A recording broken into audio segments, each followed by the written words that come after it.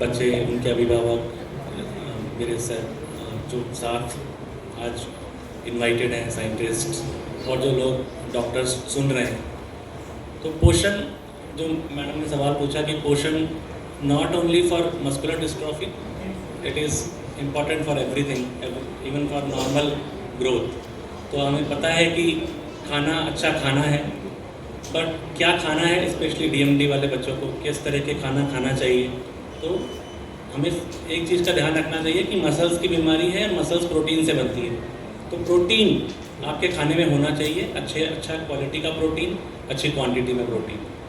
ठीक है। दूसरा चीज़ है कि शुगर्स नहीं होने चाहिए, क्योंकि हम मोबाइल कम होते हैं इस बीमारी में, तो वेट गेन की संभावना ज़्यादा रहती है, बीमारियां लग सकती हैं, डायबिटीज़ और हाइपरटेंशन डेवलप हो सकता है, बिकॉज हम स्टेरॉइड भी ले रहे होते हैं।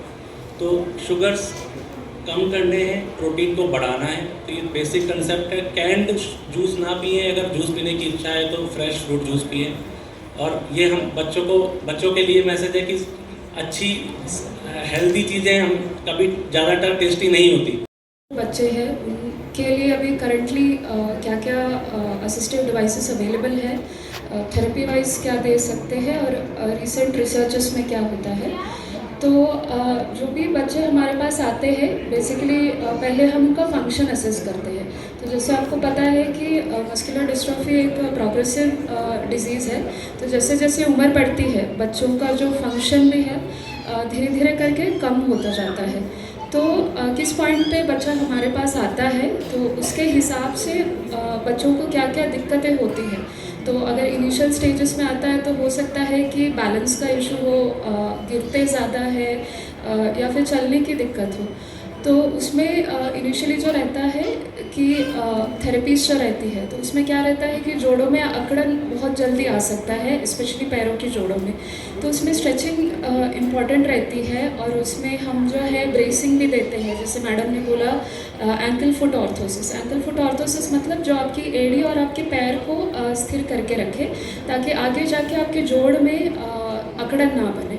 तो जैसे बच्चों की उम्र बढ़ती जाती है हो सकता है और तो मैं पहले अपनी ब्रांच के बारे में थोड़ा सा इंट्रोडक्शन दे के आगे बढ़ूँगी। So physical medicine and rehabilitation एक मेडिकल ब्रांच है जहाँ पे हम स्पेसिफिकली डिफरेंटली एबल लोगों के साथ काम करते हैं, उनका इलाज। तो हमारी एक पूरी एक होलिस्टिक टीम रहती है जहाँ पे डॉक्टर्स, एमडी, फिजियाट्रिस्ट जो लीड करते हैं, और हमारे अंडर फिजियोथेरेपिस्ट रहते हैं, ऑक्यूपेशनल थेरेपिस्ट रहते हैं। हमारा एक प्रोस्थेटिक्स एंड ऑर्थोटिक्स का भी एक सेक्शन रहता है, साथ में हम वोकेशनल काउंसलिंग भी प्रोवाइड करते हैं। सो बेसिकली हम टाइप के होते हैं। तो जो सबसे बुरा वाला जो है वो डीएमडी होता है, डुशेन मस्कुलर डिस्ट्रोफी। उसमें थोड़ा ज़्यादा प्रॉब्लम वाली बात है। उसमें बच्चा लगभग 6-7 साल का होता है तब बैठ के उठने में तकलीफ होता है, फिर 11-12 साल तक वो व्हीलचेयर पे ही बैठता है, 17-18 साल तक लेटे ही रहता है, बैठ भी नहीं सकता है, और फिर 20-25 साल से ज़्यादा उनकी लाइफ नहीं। हाँ, लेकिन और जैसे लिम्ब-गर्डल मस्कुलर डिस्ट्रोफी है, बेकर मस्कुलर डिस्ट्रोफी है, जीएनई मायोपैथी, उसके तो 50, 60, 70 साल भी लोग जी लेते हैं। तो मस्कुलर डिस्ट्रोफी तो एक ग्रुप है। कितनी तरह का होता है मस्कुलर डिस्ट्रोफी वो 100 से भी ज़्यादा तरह के अलग अलग जीन के म्यूटेशन से होते हैं, बहुत टाइप के हैं। कुछ को लिम्ब-गर्डल मस्कुलर डिस्ट्रोफी बोलते हैं, कुछ को मायोपैथी बोलते हैं। तो इसलिए मैंने बोला 7000 टाइप की टोटल बीमारी है।